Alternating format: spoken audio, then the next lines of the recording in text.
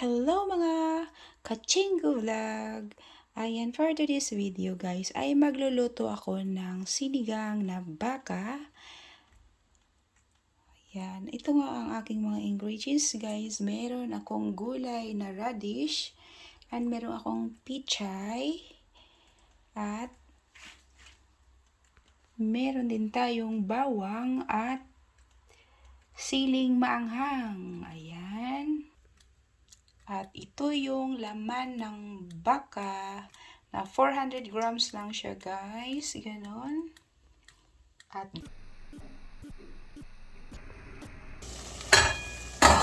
guys, ilagay na natin yung baka. Baka sa tali.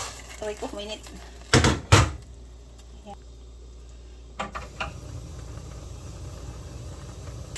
Nung kumulo na siya guys, no, isang kulo, hugasan ng natin siya guys. Ilaga natin ulit. Yan, para matanggal yung mga dugo.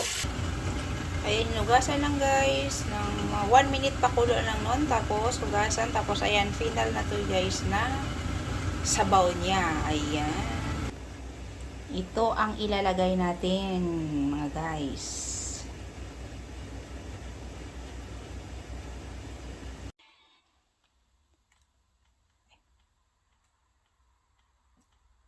Hello mga Kachinggo Vlog! Ayan, for today's video guys, ay magluluto ako ng sinigang na baka. Ayan, ito nga ang aking mga ingredients guys. Meron akong gulay na radish, and meron akong pichay, at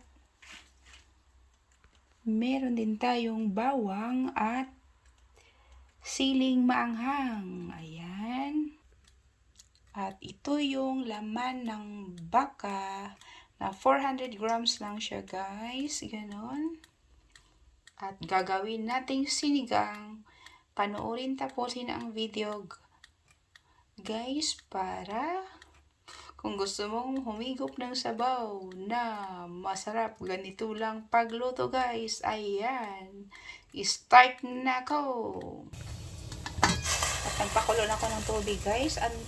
Antayin lang natin kumulo para ilagay natin yung karne. Guys, ilagay na natin yung baka. Baka sa tali. 3 minutes.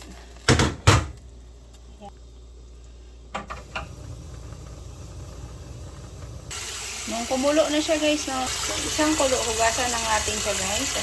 Ilaga natin ulit. Yan, para matanggal yung mga dugo. Ayan, hugasan lang guys. Ng 1 minute pakulo lang nun. Tapos, hugasan. Tapos, ayan, final na to guys na sabaw niya. Ayan. Ito ang ilalagay natin mga guys.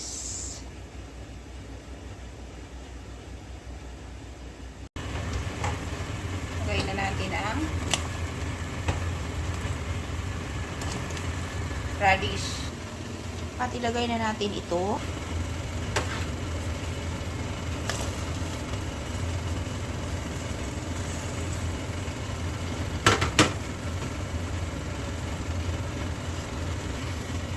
Lagyan na natin ang asin.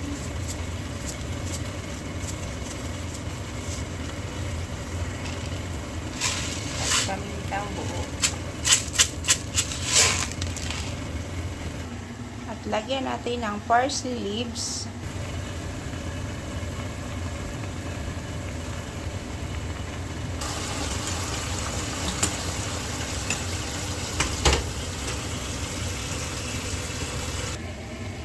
At ilagay na natin ito.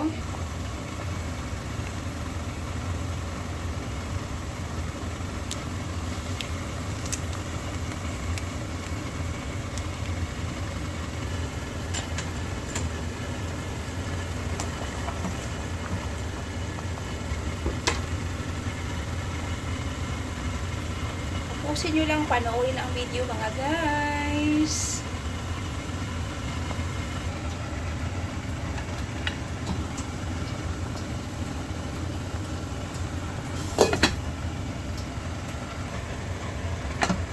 Ilagay na natin ang